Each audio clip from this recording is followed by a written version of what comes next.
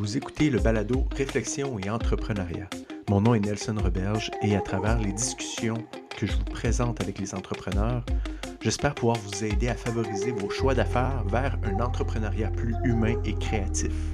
Bienvenue dans l'univers de Baron Mag.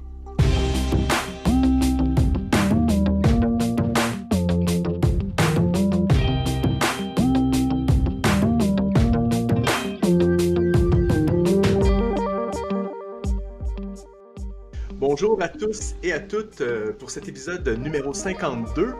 On reçoit un vieil invité avec qui on a fait quelques entrevues au début de la pandémie. J'ai nommé Jean-Philippe Sicard de l'entreprise Ton Équipier, avec qui aujourd'hui on va parler de l'importance et la célébration, puis je vais le dire dans mes mots comme d'habitude, mais de se péter la gueule. Avant de lui laisser la parole, j'invite les abonnés de Baron Pro à aller écouter le truc de Jean-Philippe qui va vous donner un truc pour améliorer en tant qu'entrepreneur qui concerne comment accepter l'échec finalement puis revirer ça de façon bénéfique.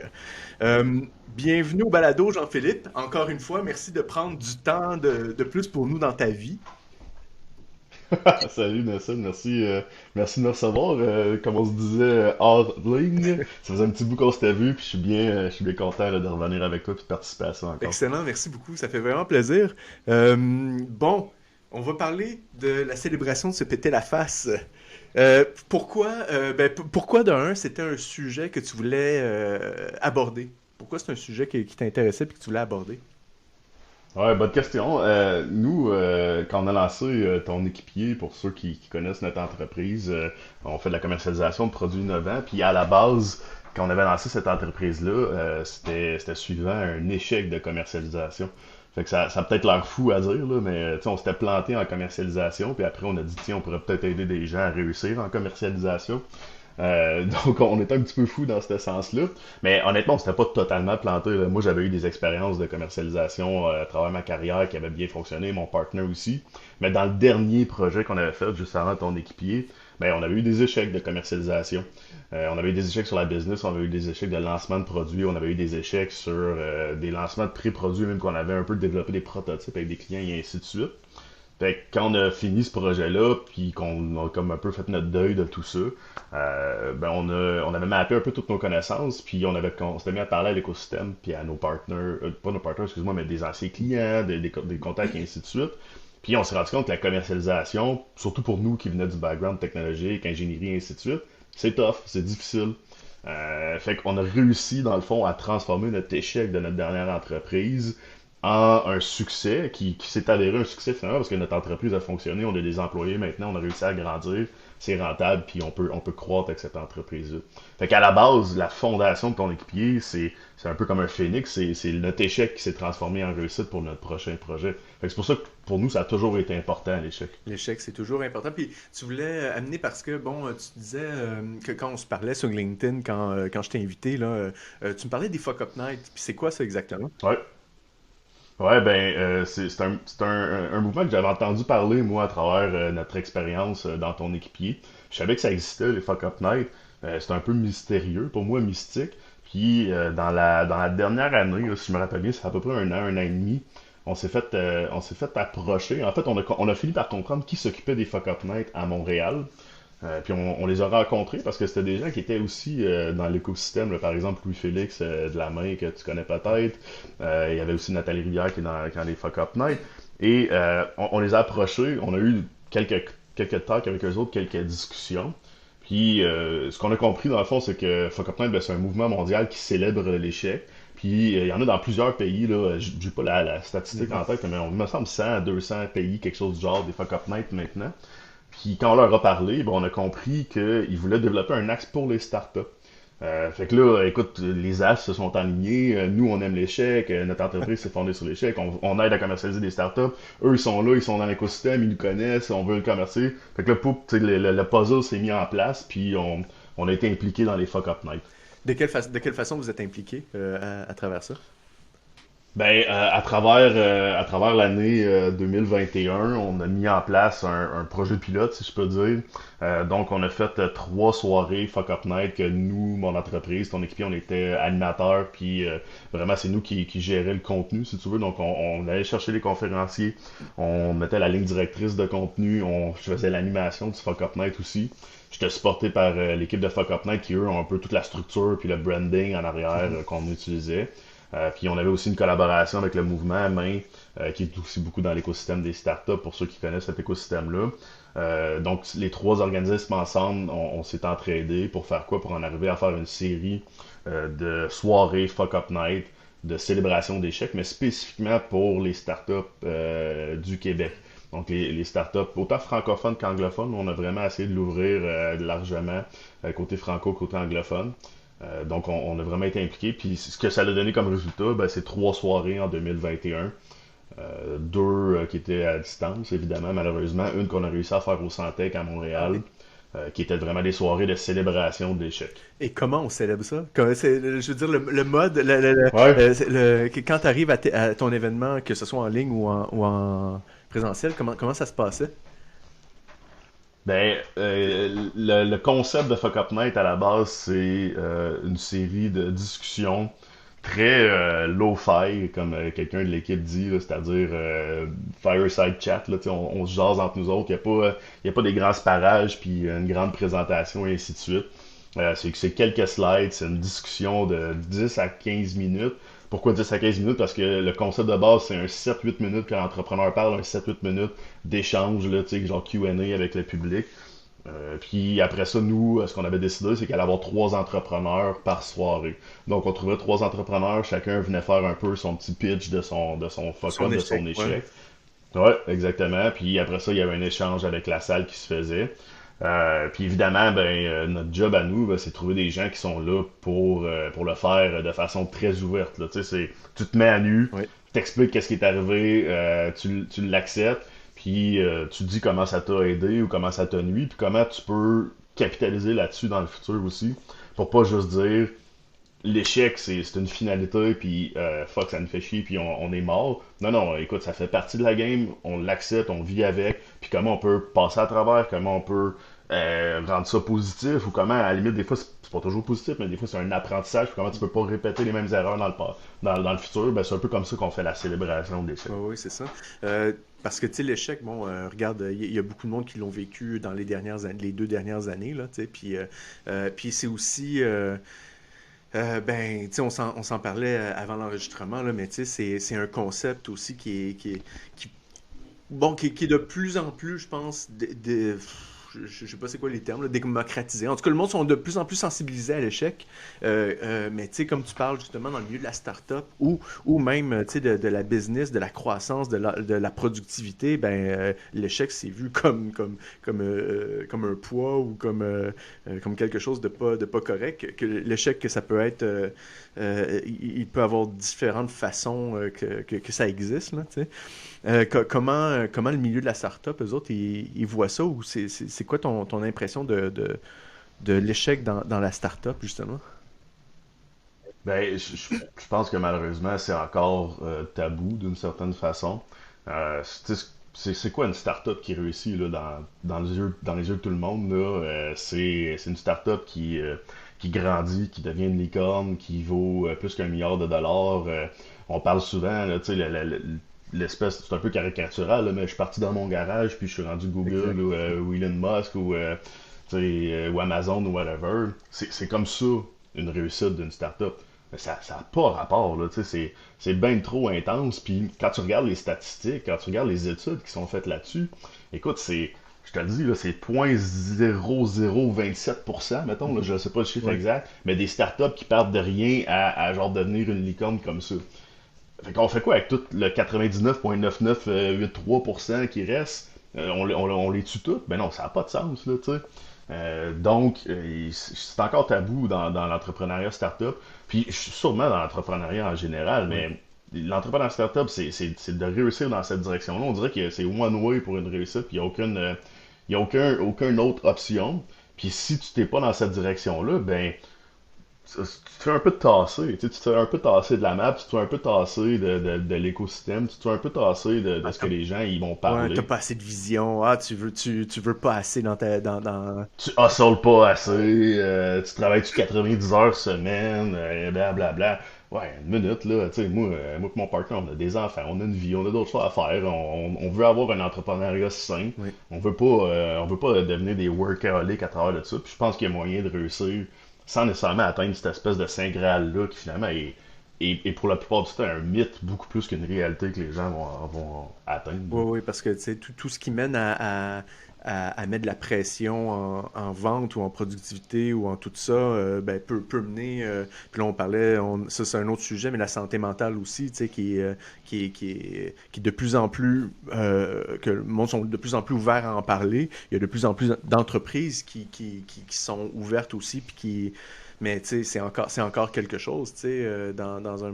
Tu sais, je te cacherai pas, la 2021, j'en ai eu une passe down, tu sais, j'en ai eu une dépression que j'ai réussi à surmonter, puis tout ça, puis ben, j'en ai parlé ouvertement à certaines personnes, il y en a qui ont aucune idée que ça s'est passé, tu sais, mais des clients, tu sais, des clients, tu peux pas leur dire, tu sais, tu peux pas avouer ou dire comme, ah, excuse, je suis dans une passe down, ça marche pas, j'ai de la misère à Ouais, ouvrir mon exact. ordi ou à travailler, tu sais, c'est, Ça se peut que le prochain livrable soit so-so parce que je file pas, oui, là. c'est ça, c'est dur à gérer ça, tu sais. Mais comment, ben justement, comment que des, comment que les startups devraient aborder ces sujets-là ou devraient voir ça, ça serait quoi? Ben tiens, je sais pas, j'essaie de voir comment ce serait quoi le game changer là-dedans, comment les startups ou même Ben, l'écosystème tu vois, entrepreneurial, tu sais. ouais, ben, tu vois, nous, quand on a démarré la collaboration avec Fuck Up Night, on a fait un genre de mini brainstorm en équipe pour voir comment on peut véhiculer ce message-là. Puis, écoute, on n'est pas un cabinet créatif, là, mais on est venu avec le concept du Titanic, OK? Puis, on a vraiment mis ce concept-là dans nos soirées Fuck Up Night de startup. Puis, pourquoi le Titanic? Ben, parce que Titanic, tu pars big au début, t'es un Et tu paquebot, t'as l'impression craches. que tout va réussir, puis t'es un peu comme ça, puis tu regardes pas qu'est-ce qui se passe à l'envers, tu sais. Tu fermes les yeux, t'as des ailleurs, puis tu dis, moi, ça va faire chier, puis je m'en vais jusqu'au bout, tu sais, puis tu te donnes pas vraiment de parachute après. Puis après ça, ben, à un moment donné, l'iceberg arrive, tu l'ignores un peu, tu finis par rentrer dedans, tu finis par couler. Puis après, ben, il y a un peu deux outcomes. Là. Si tu te rappelles du film Titanic, ça va travailler un peu mon âge, là, mais tu sais, c'est soit que t'es Rose, soit que t'es Jack. Là. Donc, soit que tu crèves ou soit que tu survis puis que tu racontes ton histoire plus tard. Fait qu'on a, nous, on a pris ce concept-là, puis on l'a amené dans le concept des startups puis des fuck-up nights. Fait qu'on a vraiment fait une track que les gens, ils devenaient soit Jack ou soit Rose, puis qu'ils survivaient ou ils mouraient par rapport à l'échec. Puis après, ben, c'était de parler aux gens, puis tu sais, il y avait une grosse job de c'est pas tout le monde qui a voulu, là. Écoute, on a contacté du monde, puis il y en a ouvertement, ils ont dit, moi, je parle pas de mes échecs, là. C'est pas un sujet que je vais aborder, là, tu sais. Fait qu'on a le job un peu de gratter, puis d'aller trouver des gens qui ont cette ouverture-là, puis qui sont prêts à le faire, puis qui sont rendus là dans leur vie aussi, parce que je l'ai vécu, là, quand on a vécu l'échec de l'autre startup et de l'autre entreprise qui a pas fonctionné, là, au début, tu te sens poche, là. Même si tu te fais dire par des mentors puis des amis, puis si que blabla, tu sais, c'est correct, ça fait partie de la game.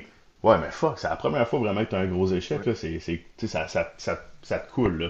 Fait que, une fois que t'as réussi à passer après ça, à travers de ça, puis là, tu réussis à trouver des gens qui sont prêts à en parler, puis qui ils voient le bénéfice d'en parler, autant pour eux, c'est un peu comme une libération, autant pour d'autres personnes de dire, crime, je vais essayer d'éviter des choses que moi j'ai vécues, puis d'en parler, puis de dire que ça fait partie de la game, puis de l'expliquer très candidement. Pourquoi? Pour que peut-être quelqu'un l'évite, ou si quelqu'un est en train de le vivre, qu'il voit qu'il y a une porte de sortie au bout de la ligne, Ouais. tu sais, puis que ça ne devienne pas tout noir alentour, mais que, regarde, on peut passer à travers. Puis on en a entendu des histoires, là, tu sais, moi, à travers toutes les fuck up nights, je te parle de faillite, je te parle de Ouais. séparation, je te parle d'échec monumental d'entreprise, je te parle de dette phénoménale, puis je te parle aussi de gens qui ont vécu des dépressions, des gros troubles Ouais. d'anxiété, des gros problèmes comme ça. Fait que c'est plate, mais ça fait partie de la game. Puis je pense que plus on va en parler, plus on va passer ce message-là, plus il y a des gens influents qui vont en parler aussi, plus ça va devenir, ben crime, c'est normal. Puis je pense pas qu'on va aider tout le monde à l'éviter. Je pense que ça fait partie de la game Ouais. des fois.